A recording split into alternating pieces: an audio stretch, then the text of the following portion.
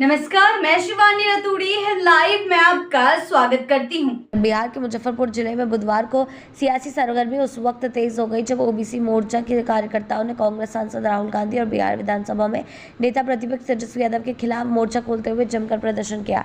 पूर्व जिलाध्यक्ष कुंदन गुप्ता के नेतृत्व में कल्याण चौक पर इन दोनों नेताओं का पुतला दहन किया गया। प्रदर्शनकारियों हाथ में तख्तियां लिए नारेबाजी करते हुए सड़क पर उतरे और मांग की कि प्रधानमंत्री मोदी और उनकी मां के खिलाफ टिप्पणी पर दोनों नेताओं को सार्वजनिक रूप से माफी मांगे।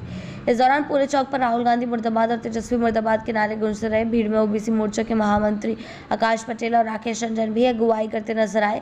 कार्यकर्ताओं का कहना था कि जब तक राहुल गांधी और तेजस्वी यादव अपने कथित आपत्तिजनक बयानों के लिए माफी नहीं मांगते तब तक उनका विरोध यूं ही जारी रहेगा। हम इस विरोध प्रदर्शन में सिर्फ ओबीसी मोर्चा नहीं निकाल बल्कि भारतीय जनता पार्टी के नेता और कार्यकर्ता भी भीड़ में शामिल हैं। बीजेपी नेताओं ने साफ तौर पर कहा कि प्रधानमंत्री और उनके परिवार के खिलाफ कोई भी आपत्तिजनक टिप्पणी अब सहन नहीं की जाएगी। बीजेपी नेता साकेत ठाकुर ने चेतावनी भरे लहजे में कहा कि यदि माफी नहीं मांगी गई तो विरोध प्रदर्शन और पुतला दहन की श्रृंखला आगे और तेज होगी। उन्होंने कहा कि ये केवल शुरुआत है और जनता के आक्रोश को कोई भी राजनीतिक चुप्पी दबा नहीं सकती। प्रदर्शन के दौरान जिले के तमाम बड़े नेता और कार्यकर्ता मौजूद रहे। इसमें बीजेपी जिला अध्यक्ष विवेक कुमार, जिला प्रभारी रमेश श्रीवास्तव, महामंत्री मुकेश शर्मा, उपाध्यक्ष अशोक झा, मंत्री पूनम वर्मा, ऋतु आनंद और मीडिया प्रभारी रंजन ओझा समेत कई प्रमुख चेहरों ने भाग लिया।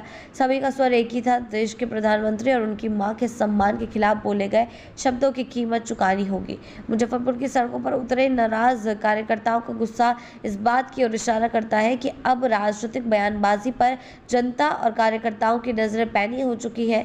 नेताओं के शब्द और मंशा दोनों की सार्वजनिक समीक्षा हो रही है और जनता अब जवाब मांगने के मूड में है। ये विरोध सिर्फ एक जिले तक सीमित नहीं रहने वाला बल्कि इसके राज्यव्यापी या राष्ट्रीय स्तर तक फैलने की आशंका जताई जा रही है।